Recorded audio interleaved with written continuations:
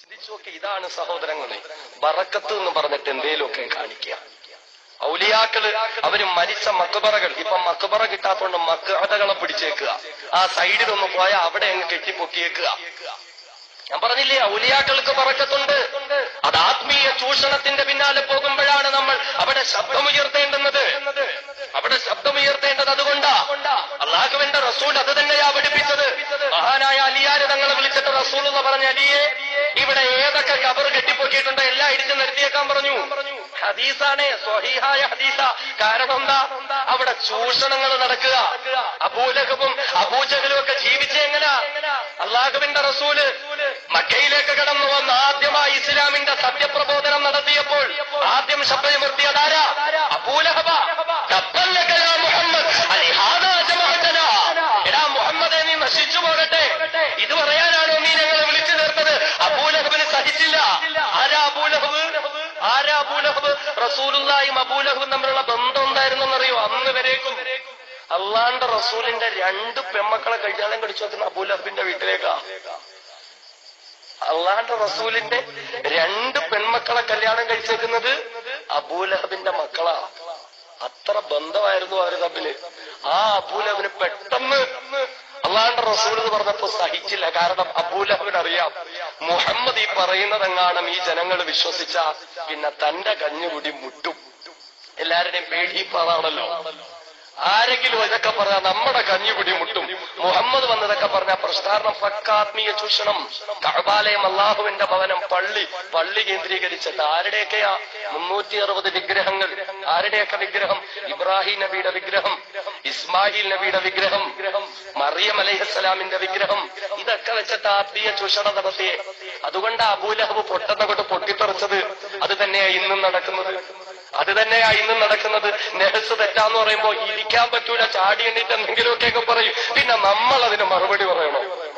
1.5 മണിക്കൂർ വ്യക്തമായി പറഞ്ഞു കൊടുത്തിട്ടും മനസ്സിലാക്കാതെ എണ്ണീറ്റ് എന്തെങ്കിലും പറഞ്ഞാൽ പിന്നെ ഞാനതിന് മറുപടി പറയുന്നത് എന്തിനാ? ഖുർആൻ പഠിപ്പിച്ചത് വിവരമില്ലാത്തവരെന്തെങ്കിലും പറഞ്ഞാ സലാം പറഞ്ഞൊക്കെ പോയേക്കണോതാ. ഞാൻ അതേ ചെയ്തിട്ടുള്ളൂ. ഇപ്പൊ പേടിച്ചിറങ്ങിപ്പോയി. ചിലരുമാര് പറയുന്നപ്പോ ഇറക്കി വിട്ടെന്നാ പറയില്ലേ? ഒക്കെ സ്റ്റേജിൽ ഇറക്കി വിട്ടതാ പറഞ്ഞാൽ ഈ സ്റ്റേജ് അതിനു വേണ്ടി ഉപയോഗപ്പെടുക. കാരണം ഈ സംഘാടകർ എന്നെ വിളിച്ചതിന് എന്നെ ഒരുപാട് ചീത്തവിളി അവര് കേട്ടു. ഇനി ഇതും കൂടെ പറഞ്ഞിട്ട് എന്തിനാ? അതുകൊണ്ട് ഞാൻ പറയുന്നത് സഹോദരങ്ങളെ, ഇവിടെ നമ്മൾ തിരിച്ചറിയണം. അറിയോ, അള്ളാഹുവിന്റെ റസൂലിന്റെ കാലഘട്ടത്തിൽ, റസൂലുള്ളാഹി തങ്ങൾ ജീവിച്ചിരിക്കുന്ന കാലഘട്ടത്തിൽ ഹബീബായ റസൂലും സ്വഹാബാക്കളും നടന്നു പോവുകയാ. പെട്ടെന്നൊരു മരത്തിനടുത്തെത്തി സ്വഹാബാക്കൾ റസൂലുള്ളാഹിനോട് പറഞ്ഞു, നബിയെ, ഈ മരം ഞങ്ങൾക്കൊരു ബറക്കത്തുള്ള മരമാക്കി തരുമോ? ചിന്തിക്കണേ. റസൂലുള്ളാഹിന്റെ കാലഘട്ടത്തിൽ ഹബീബായ റസൂല്, അള്ളാഹുവിന്റെ റസൂലിന്റെയും സ്വഹാബത്തിന്റെയും ജീവിതം പഠിക്കുന്ന ഉലമാക്കൾ പഠിപ്പിക്കുന്നുണ്ട്. ഈ സമുദായത്തെ പഠിപ്പിക്കാൻ സ്വഹാബാക്കളെ കൊണ്ട് പല ചോദ്യങ്ങളും പല പ്രവൃത്തികളും പടച്ചതമ്പുരാൻ ചെയ്യിപ്പിക്കും. നമുക്കൊക്കെ വഴികാട്ടാൻ വേണ്ടി ആയിരിക്കും അന്ന് അവരത് ചോദിച്ചത്. ഈ മരത്തെ ഞങ്ങൾക്കൊന്നും ബറക്കത്തുള്ള മരമാക്കി തരുമോ? അള്ളാഹുവിന്റെ റസൂൽ എന്ത് ചോദ്യം നിങ്ങൾ ചോദിക്കുന്നേ? സ്വഹാബത്ത് പറഞ്ഞു, നബിയെ, നമ്മുടെ ശത്രുക്കൾ യഹൂദി നസാറാക്കൾ, അവർക്കൊരു മരമുണ്ട്.